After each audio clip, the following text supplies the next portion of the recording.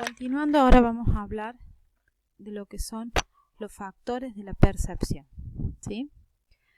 Nosotros habíamos mencionado que la percepción implicaba una bipolaridad, era un proceso bipolar porque tenía un sujeto y un objeto. Bueno, precisamente ahora vamos a hablar más en profundidad cuáles son las características de este sujeto y de este objeto.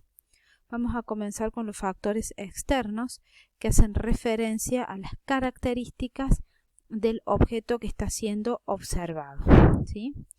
Entre esas características nosotros podemos mencionar la intensidad, por ejemplo, que tiene que ver con aquellos objetos que tienen una luz muy fuerte, un tamaño muy grande, ¿sí? Van a llamar más nuestra atención que aquellos que no lo tienen, ¿sí?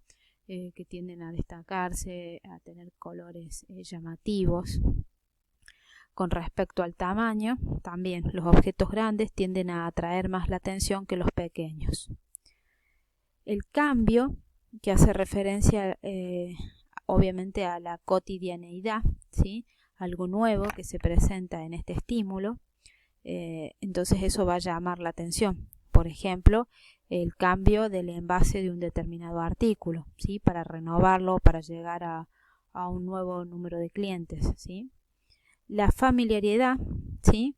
Que tiene que ver con que cuantas más veces vemos un estímulo, lo incorporamos y ya no nos resulta novedoso, pero si lo necesitamos ya sabemos a dónde tenemos que acudir para acceder a ese estímulo. Por ejemplo, nosotros ya sabemos si tenemos que ir a hacer algún trámite dentro del campus, dónde está el departamento de alumnos, ¿sí? Ya estamos familiarizados con eso. Ahora, si de repente cambian de ubicación el departamento de alumnos, va a haber un cambio, ¿sí? Va a ser novedoso, entonces nosotros nos vamos a tener que adaptar a ese cambio nuevo en ese estímulo. La complejidad del estímulo tiene que ver que cuando nosotros no conocemos mucho sobre el estímulo y nos lleva a indagarlo, está muy relacionado con lo que es la imaginación y asignarle un significado a ese estímulo novedoso que se nos está presentando.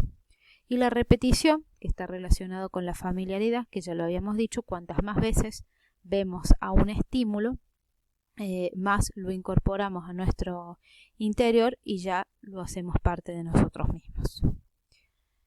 Entre los factores internos que harían referencia a las características, ¿sí? del sujeto, vamos a mencionar los motivos o las motivaciones, ¿sí? Que cuando ya vamos a ver que la motivación es la fuerza impulsora que nos lleva a actuar, y los intereses y valores, ¿sí? Que acá nosotros podemos dar un ejemplo. Si nosotros los intereses y valores tienen más que bien con nuestro reconocimiento y nuestra actividad, ¿sí? Va a estar condicionada por ciertas actitudes duraderas. Por ejemplo, nosotros estamos en un concierto donde va a haber un cantante y un bombero, ¿sí? ¿Qué es lo que le va a llamar la atención al cantante? Y si hay mucho público, cómo está el público, si está animado o no. Mientras que el bombero le va a llamar la atención las salidas de seguridad, si hay matafuegos, ¿sí? ¿Por qué? Porque en función de sus intereses va a seleccionar, como decíamos anteriormente, los estímulos que llamen su atención, ¿sí?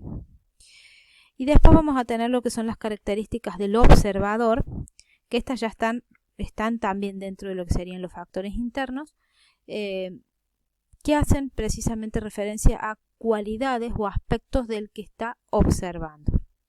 Las necesidades. Cuando nosotros hablamos de necesidad, nos referimos a la carencia o el faltante de algo, ¿sí? Nuestra percepción va a estar íntimamente relacionada con las necesidades. Yo siempre les pongo el ejemplo de que si ustedes tienen hambre, salen de acá de clase y ¿qué es lo que van a buscar? Y un lugar donde comprar algo para comer, ¿sí? No van a ir a la fotocopiadora, no van a ir a la biblioteca, sino que lo primero que van a buscar y van a seleccionar aquello que les permita a ustedes satisfacer esa necesidad imperante en ese momento. Los valores tienen que ver con cuestiones morales y de ética que tenga la persona, ¿sí? que van a condicionar cómo va a ver, ¿sí?, lo que está sucediendo a su alrededor, ¿sí? Y en función de ello mostrar una actitud, ¿sí? Que la actitud, que lo que vendría a ser una predisposición a responder de una determinada manera ante una situación, de manera agradable o desagradable. Nosotros ya vamos a hablar en otra unidad de lo que son actitudes, pero referido a lo que son valores y actitudes, podríamos poner el ejemplo de algo que hoy por hoy está en tela de, está en tela de juicio y están es un tema de discusión, que es la legalización del aborto, ¿sí? Hay personas que están a favor, otras que están en contra, y esa posición a favor o en contra, esa actitud a favor o en contra, va a tener que ver mucho con sus valores, con sus creencias, ¿sí? La personalidad, que la personalidad hace referencia a un sistema más o menos duradero de valoraciones positivas o negativas, ¿sí?, que tenemos, ¿sí? Vamos a ver también cómo la personalidad va a condicionar nuestro proceso perceptivo y viceversa. Y acá en la personalidad nosotros vamos a ver que hay determinados aspectos que condicionan a la personalidad, como es la capacidad intelectual y la intolerancia a la ambigüedad. La capacidad intelectual hace referencia a la facilidad para el cambio que tiene una persona, ¿sí?, y que esto refleja su madurez intelectual, ¿sí? Las personas que tienen esta madurez intelectual pueden reorganizar mejor sus sistemas de conocimientos, incorporar nueva información y conseguir una reestructuración inteligente. En tanto que la intolerancia a la ambigüedad hace referencia a, muchas veces que lo vemos, que hay personas que presentan dificultades para tolerar o asimilar ambigüedades cognitivas, inconsistencias y sorpresas.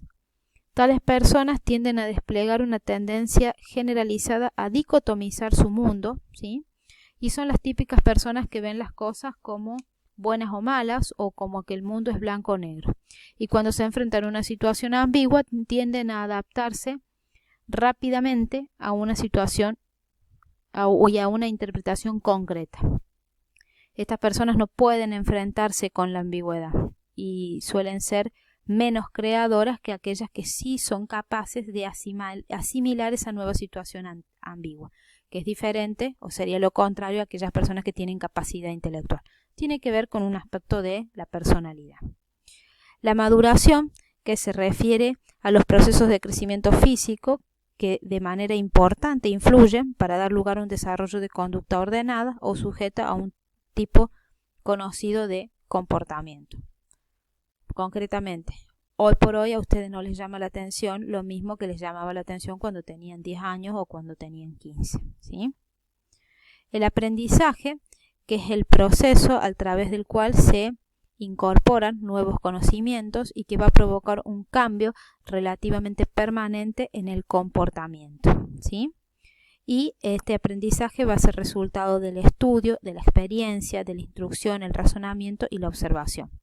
Cuando veamos lo que es la unidad de aprendizaje, van a ver cómo la percepción condiciona y mucho, y viceversa, al aprendizaje.